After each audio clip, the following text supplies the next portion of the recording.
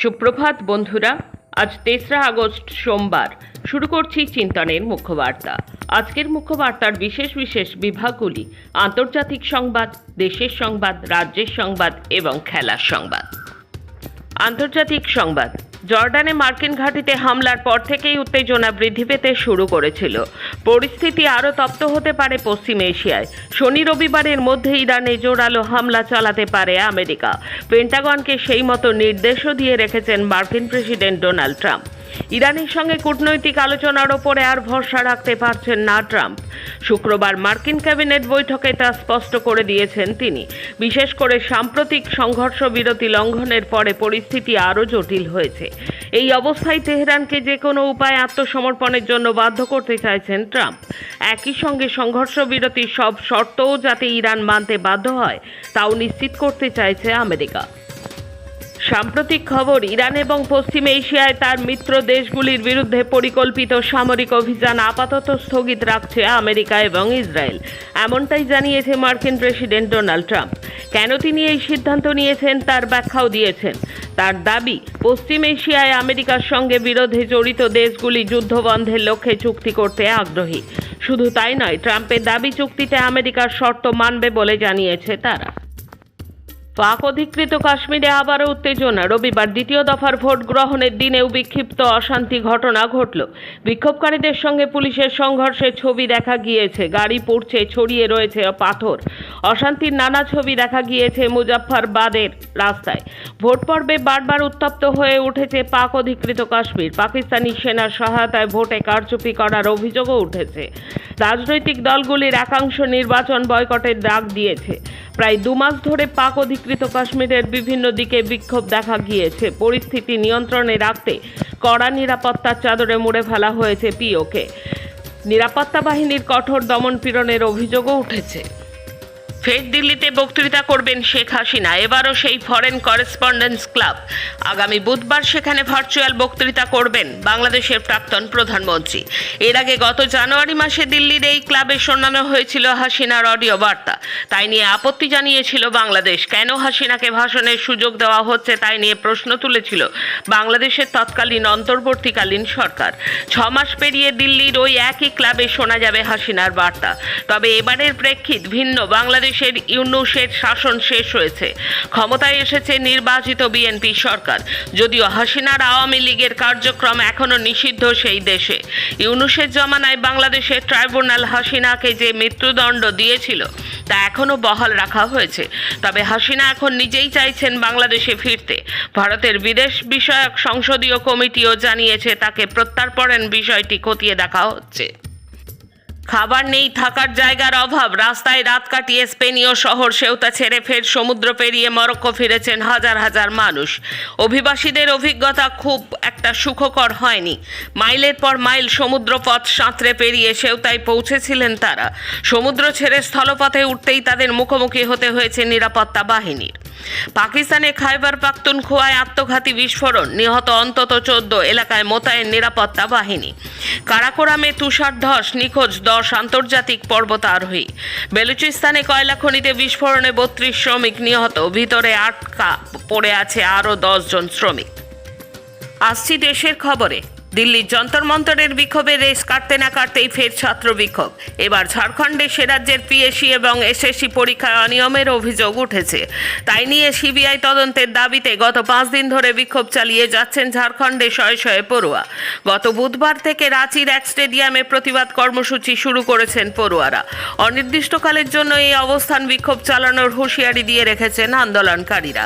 তাদের অভিযোগ, গত 19 এপ্রিল যে পিএসসি পরীক্ষা হয়েছে তাতে অনিয়ম হয়েছে। পরীক্ষা ও মার্কশিট ফাঁস হয়েছে বলে অভিযোগ পরীক্ষার্থীদের একাংশের। এই অবস্থায় জেপিএসসি পরীক্ষা বাতিল করার দাবি তুলেছেন আন্দোলনরত পড়ুয়ারা। পড়ুয়াদের ক্ষমা করে দেওয়ার বার্তা দিয়ে শুক্রবার রাতে সমাজ মাধ্যমে ভিডিও পোস্ট করেছিলেন প্রধানমন্ত্রী নরেন্দ্র মোদী। তাই নিয়ে ফের কটাক্ষ করলেন ককরোচ জনতা পার্টির প্রতিষ্ঠাতা অভিজিৎ দীপকে। শনিবার রাতে সমাজ মাধ্যমে একটি ভিডিও পোস্ট করে দীপকে অভিযোগ করেছেন ছাত্র বিক্ষোভের সময় 12 বছরের প্রতিবাদীকেও মারধর করেছে পুলিশ। আর আরও অভিযোগ, মহিলাদের গোপনাঙ্গে আঘাত করা হয়েছে। এই সূত্রে ভিডিও পোস্ট করে প্রধানমন্ত্রীকে ক্ষমা চাইতে হবে বলে দাবি করেছেন তিনি। যন্তর মন্তরে পড়ুয়াদের ওপর পুলিশি হামলার অভিযোগ তুলে বিরোধী দলনেতা রাহুল গান্ধী সহ কংগ্রেস নেতারা প্রধানমন্ত্রী বাসভবনের সামনে ধর্নায় বসেছিলেন। এবার E20 পেট্রোলের বিরুদ্ধে অরবিন্দ কেজরিওয়াল আগামী মঙ্গলবার প্রধানমন্ত্রী বাসভবন অভিযানে ঘোষণা করলেন। E20 পেট্রোলের ফলে আমজনতার গাড়ির মাইলেজ কমে যাচ্ছে, গাড়ির ইঞ্জিন ও যন্ত্রাংশের ক্ষতি হচ্ছে বলে অভিযোগ তুলে কেজরিওয়ালের দাবি, পেট্রোল পাম্পে E20 পেট্রোলের সঙ্গে বিশুদ্ধ পেট্রোল কেনার বিকল্প রাখা হোক। বিশুদ্ধ পেট্রোলের দাম যেন E20 পেট্রোলের থেকে কম হয় তার দাবি। আন্তর্জাতিক বাজারের দামের সঙ্গে সঙ্গতি রেখে পেট্রোলের দাম কমিয়ে লিটার প্রতি 84 টাকা করা হোক। বিক্ষোভের আশঙ্কায় মুম্বাইয়ে Tata institute of social science টিসের সমাবর্তন অনুষ্ঠান নির্ধারিত দিনের দুদিন আগে বাতিল করে দেওয়া হলো। রবিবার টিসের 86তম সমাবর্তন অনুষ্ঠান হওয়ার কথা ছিল। সেখানে মুখ্য অতিথি হিসেবে উপস্থিত থাকার কথা ছিল সুপ্রিম কোর্টের প্রধান বিচারপতি সূর্যকান্তের। হঠাৎ শেষ মুহূর্তে সমাবর্তন অনুষ্ঠান এইভাবে বাতিল হয়ে যাওয়ায় অসন্তুষ্ট কয়েকশো ছাত্রছাত্রী এবং তাদের পরিবার। ছাত্রছাত্রীদের বক্তব্য, সম্প্রতি দেশ জুড়ে ককরোচ জনতা পার্টির বিক্ষোভ দেখে এবং আগামী কিছু আভাস পেয়েই সম্ভবত কর্তৃপক্ষ উদ্বিগ্ন হয়ে সমাবর্তন বাতিল করে দিয়েছে।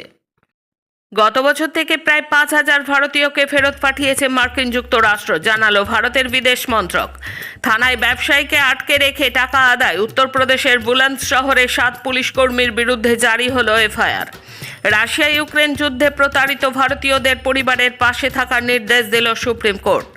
5 আগস্ট বৈঠকে ভবিষ্যৎ কর্মসূচি ঠিক করবে ককরোচ জনতা পার্টি। পুলিশি বর্বরতা নিয়ে আজ শুনানি সুপ্রিম কোর্টে। পড়ুয়াদের আন্দোলন দেশের মোড় ঘোরানো অধ্যায় হবে, দ্য ওয়ার্কে সাক্ষাৎকারে বললেন শাবানা আজমি। এখন রাজ্যের খবর। দীর্ঘ টানাপোড়েন ও একাধিক দফার বৈঠকের পর অবশেষে উত্তরবঙ্গে চা শিল্পের অচলাবস্থা কাটল। সোমবার থেকে উত্তরবঙ্গের সমস্ত বটলিফ চা কারখানা পুনরায় চালু হবে এবং ক্ষুদ্র চা চাষিদের উৎপাদিত কাঁচা চা পাতা সংগ্রহ শুরু করবে। শনিবার শিলিগুড়িতে জলপাইগুড়ির সাংসদ ডাক্তার জয়ন্ত রায়ের উদ্যোগে অনুষ্ঠিত এক উচ্চ পর্যায়ের বৈঠকে এই সিদ্ধান্ত গৃহীত হয়। গত 27 জুলাই থেকে নিষিদ্ধ কীটনাশক মনোক্রোটোপস ব্যবহারের অভিযোগ তুলে উত্তরবঙ্গের বিভিন্ন বটলিফ চা কারখানা কাঁচা চা পাতা কেনা বন্ধ করে দেয়। এর ফলে জলপাইগুড়ি, আলিপুরদুয়ার, দার্জিলিং সহ উত্তরবঙ্গের বিস্তীর্ণ এলাকার লক্ষাধিক ক্ষুদ্র চা চাষি এবং কয়েক লক্ষ চা বাগান শ্রমিক চরম সংকটে পড়েন। বাগানে কাঁচা পাতা জমে নষ্ট হওয়ার আশঙ্কা দেখা দেয় এবং চাষিরা ব্যাপক আর্থিক ক্ষতির মুখে পড়েন। ভাঙড়ে এক আইএসএফ সমর্থককে ধারালো অস্ত্র দিয়ে কুপিয়ে খুন করা হয়েছে বলে অভিযোগ। শনিবার রাতে ঘটনাটি ঘটে ভাঙড়ের বেলিয়াডাঙ্গা গ্রামে। নিহত ওই আইএসএফ সমর্থকের নাম আতাবউদ্দিন মোল্লা, বয়স 45। এই খুনের ঘটনায় গোলাম সরোয়ার মোল্লা ও মোস্তফা মোল্লার নামে নিহত পরিবারের তরফে থানায় অভিযোগ করা হয়েছে। খুন করার পর অভিযুক্ত গোলাম সরোয়ার মোল্লা নিজেই থানায় আত্মসমর্পণ করে। এই খুনের ঘটনাকে কেন্দ্র করে এলাকায় উত্তেজনা রয়েছে। পরিস্থিতি নিয়ন্ত্রণে রাখতে ঘটনাস্থলে রয়েছে মাধবপুর থানার পুলিশ। আরামবাগে গুলিবিদ্ধ বিজেপির যুব মোর্চার কর্মী। এই ঘটনায় জড়িত সন্দেহে গ্রেপ্তার হয়েছেন এক বিজেপি কর্মী। শনিবার রাতে ঘটনাটি ঘটেছে আরামবাগের সালেপুর 2 পঞ্চায়েতের ডোঙ্গল এলাকায়। দলের গোষ্ঠীদ্বন্দ্বের জেরে এই ঘটনা বলে মনে করছেন বিজেপির একাংশ, যদিও এই নিয়ে কোনো মন্তব্য কেউ করতে চাননি। যাদবপুর বিশ্ববিদ্যালয়ের প্রাক্তনী চারবাগ দীপ্তর মুকুটে নয়া পালক। তাঁর আঁকা গ্রাফিক নভেল লুবলুর পৃথিবী পেল কমিক্স দুনিয়ার অস্কার, আইসনার ও হার্ভে অ্যাওয়ার্ডের জোড়া মনোনয়ন। কমিক্স মানেই কেবল সুপারম্যান বা টিনটিন নয়, বাংলার বুকেও খানিক নীরবেই তৈরি হচ্ছে বিশ্বমানের গ্রাফিক নভেল। নিরালা কাজ আর আবডালে রইল না। অনলস পরিশ্রমের স্বীকৃতি হিসেবে এবার এলো জোড়া আন্তর্জাতিক মনোনয়ন। খাস কলকাতার এক প্রকাশনা সংস্থা থেকে ছাপা বই, তাতেই বাজিমাত। কমিক্স দুনিয়ার অস্কার বলে পরিচিত আইসনার অ্যাওয়ার্ডের ডিজিটাল কমিক বিভাগে মনোনয়ন পেয়েছে লুবলুর পৃথিবী, স্রষ্টা চারবাগ দীপ্ত। শুধু তাই নয়, হার্ভে অ্যাওয়ার্ডের digital book of the year ক্যাটাগরিতে উজ্জ্বল চারবাগ। যাদবপুর বিশ্ববিদ্যালয়ের এই প্রাক্তনীর হাত ধরে আন্তর্জাতিক আঙিনায় ভারতের নাম আরও একবার সামনের সারিতে এলো। মাদ্রাসায় কম্পোজিট গ্রান্ট ও বেতন বকেয়া, বৈষম্যের অভিযোগে সরব শিক্ষকেরা। রাজ্যের শিক্ষা ব্যবস্থার অন্দরে ফের বৈষম্যের অভিযোগ উঠল। সাধারণ স্কুলগুলি সরকারি অনুদান বা কম্পোজিট গ্রান্ট পেলেও তা থেকে সম্পূর্ণ বঞ্চিত রাখা হয়েছে রাজ্যের বহু মাদ্রাসাকে। এর পাশাপাশি মাসের নির্দিষ্ট তারিখ পেরিয়ে যাওয়ার পরেও মেলেনি শিক্ষকদের বেতন। এই দ্বিমুখী সংকটে ক্ষোভ উগরে দিয়ে সরকারের বিরুদ্ধে চরম বৈষম্যের প্রশ্ন তুলেছেন মাদ্রাসা শিক্ষকেরা।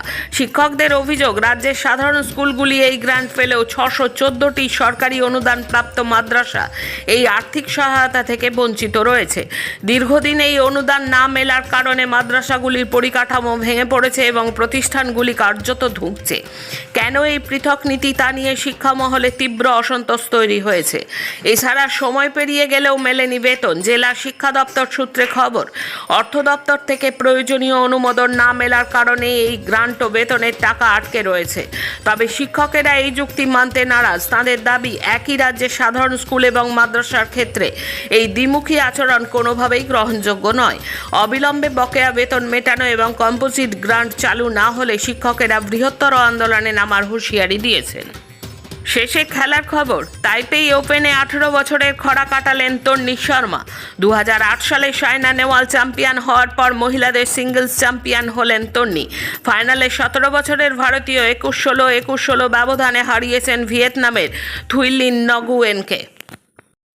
গ্লাসগো কমনওয়েলথ 2026 গেমসের রবিবার শেষ দিনে ভারত 13টি সোনা, 17টি রূপো এবং 9টি ব্রোঞ্জ সহ মোট 39টি পদক জিতে পদক তালিকায় চতুর্থ স্থানে রয়েছে। 23 জুলাই থেকে শুরু হয় এই গেমস 2রা আগস্ট 2026-এ সমাপ্ত। আজকের মুখ্য বার্তা এই পর্যন্ত। নমস্কার।